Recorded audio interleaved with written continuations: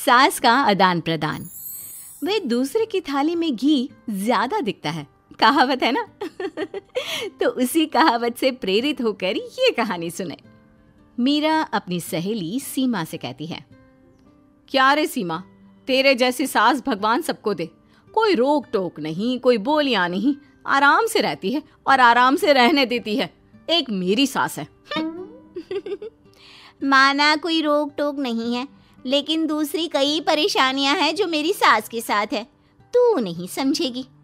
चल अच्छा रखती हूँ, ननद आई है, उसकी खातिरदारी करनी है। मीरा सीमा की सास से काफी इम्प्रेस रहती है। फिर एक दिन सीमा मीरा के घर किसी काम से जाती है। मीरा की सास कहती है, हाँ भाई सीमा, क्या करने आई है? घर में कोई काम धाम नहीं है क्या? सीमा को तो शौक लगता है, ऐसे कोई कैसे बोल सकता है। आंटी, मैं कौन सा कुछ लेने आई हूँ, देने ही तो आई हूँ। ये अचार बनाया था। तभी मीरा आ जाती है। अरे तू अचार लाई है? तेरी सास ने कुछ कहा नहीं? यहाँ मेरे घर पर तो सामान सड़ जाए, लेकिन मेरी सास मजाल है किसी को चवन्नी भी देने दे। अरे क्यों ना बचाऊं चवन्नी, मेरे बेटे की मेहनत की कमाई है। तेरे भरोसे रहूं तो सब लुटा दे। अब ले ले अचार उससे और दफा कर। मीरा सीमा से अचार लेकर उसे बाहर तक छोड़ने जाती है। अरे यार, तेरी सास तो बहुत अच्छी है। क्या बात कर रही है? कितनी तो बेइज्जती करती तेरी, लेकिन फिर भी तुझे मेरी सास अच्छी लगी। मेरे घर आजा कभी, मेरी सास को देखेगी ना तब पता चलेगा।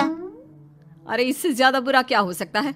जरूर आऊंगी मैं तेरे घर, लेकिन मैं कुछ लेकर नहीं आ सकती। हाँ, देख रही है ना मेरी सास का हाल। हाँ हाँ, कुछ न लाना, मैं तो कहती हूँ खाली झोला ले आना बस। सीमा चली जाती है। फिर क्या, दोनों अपने काम में लग जाती हैं। लेकिन एक रोज न जाने क्या होता है, मीरा सीमा के घर आती है। सीमा की सास कहती है, अरे सीमा, देख तो कौन आया है, तेरी सहेली मीरा। मीरा, आज कैसे यहाँ पर? आजा आजा। और ये हाथ में क्या है तेरा? क्या मतलब? कुछ नहीं आंटी जी, ये तो खाली थैला है। वो क्या है ना, मंडी जा रही थी तो सोचा मीरा से मिलती चलो। अरे काहे को मंडी जाना, कल ही मेरा बेटा सब्जी लेकर आया है। अरे मीरा, जरा सीमा का ये थैला तो भर दे। मीरा घबरा जाती है। अरे नहीं नहीं माँ जी, बिल्कुल नहीं, मैं कुछ नहीं ले सकती। हम लोग ना अलग सब्जियां खाते हैं। खैर, मीरा सब्जी तो नहीं लेती, लेकिन सीमा की सास तो न जाने क्यों कद्रदान हुई रहती है। अरे मीरा, जरा चिकन मटन बना ले, तेरी सहेली आई है। मैं फोन कर देती हूँ, वो दे जाएगा। और सुन, मिर्च जरा तेज कर देना। लेकिन मीरा तीखा नहीं खाती है माँ जी। अरे खाना चाहिए। अब सीसी करेगी ना तो नाक का सारा कचरा भी निकल जाएगा। हाय रे, कितनी अच्छी है तुम्हारी सास। हाँ, तभी आसपास के सारे यहाँ खड़े हो जाते हैं सुबह से ही। अभी 2 मिनट रुक ना, खुद पता चल जाएगा। तभी पड़ोसन आती है। अरे बहन जी, चाय का वक्त हो गया, सोचा चली आऊं आपके घर। अरे क्यों नहीं क्यों नहीं, वो क्या है ना, बहू की सहेली आई है तो चिकन बन रहा है, वो भी लेती जाना। मैं जरा ज्यादा ऑर्डर कर देती हूँ। और हाँ बहू, पकोड़े भी तल ले चाय के साथ। जा जा मीरा बेटी, सीमा की मदद कर दे जरा। मीरा सीमा के पास किचन में जाती है, जहाँ सीमा सास को कोस रही होती है। घर में कितनी मुश्किल से सब्जी और राशन आता है, लेकिन ये नहीं समझेंगी। अरे पिछले महीने भी 2 बार राशन लाना पड़ा था, लेकिन ये है कि सच्ची यार, फिर भी तू लकी है। तेरी सास कम से कम मेरी सास की तरह तो नहीं है। मीरा कुछ देर रहकर वहां से चली जाती है।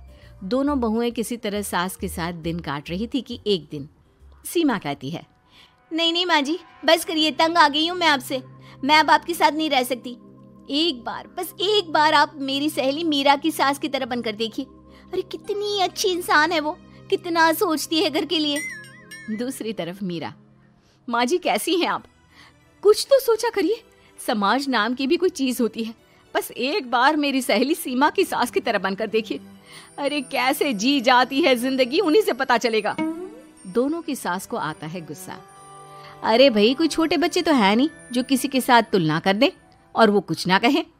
मीरा की सास कहती है, मुझे तो सीमा के पास ही छोड़ा। सीमा की सास कहती है, तू ना मुझे मीरा के पास ही छोड़ दे।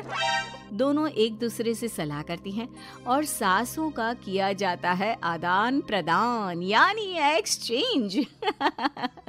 अगली सुबह मीरा की बदली हुई सास। अरे मीरा, मेरी बेटी आ रही है। मीरा को तो आदत थी कि घर का कोई भी आए दमड़ी ना निकले, ना कुछ बनाना ना कोई लेन देन। अच्छा माँ जी ठीक है, कोई बात नहीं। अरे कैसा कोई बात नहीं, अरे लाओ 16 तरह के पकवान और ननद को देने के लिए सीधा निकालो। सीधा समझती हो ना? देना लेन देन? अरे माँ जी कैसी बात कर दी। इस घर में जो कोई कुछ भी ले आए, लेकिन मजाल है घर की चवन्नी भी कहीं चली जाए। अरे ये तो परंपरा ही नहीं है इस घर की। बाकी खाना हो तो रोटी दाल बना देती हूँ। रोटी दाल तो मेरी बेटी दुख में भी नहीं खाती, तो मायके में क्यों खाए। मैं अभी चिकन मटन पनीर और दाल ऑर्डर कर रही हूँ, सब बना देना। लेकिन मेरी तो आदत ही नहीं है इतना सारा खाना बनाने की। नहीं माँ जी, मुझे तो माफ करें। अरे कैसी बात कर रहे? तेरी सास की बेटी नहीं आती थी क्या? आती थी ना, खूब आती थी, लेकिन मजाले की सास कुछ एक्स्ट्रा कर दे। माँ जी देखिए, मेरी तो ये आदत नहीं है। दूसरी तरफ सीमा। माँ जी, वो मेरे मायके से लोग आ रहे हैं, तो मैं जरा उन लोगों के लिए कुछ बना लेती हूँ। क्यों बना लेती हो? दाल रोटी बनी है ना, साथ में अचार रख देना। वैसे आ क्यों रहे हैं बेटी के घर? सीमा को तो बहुत बुरा लगता है।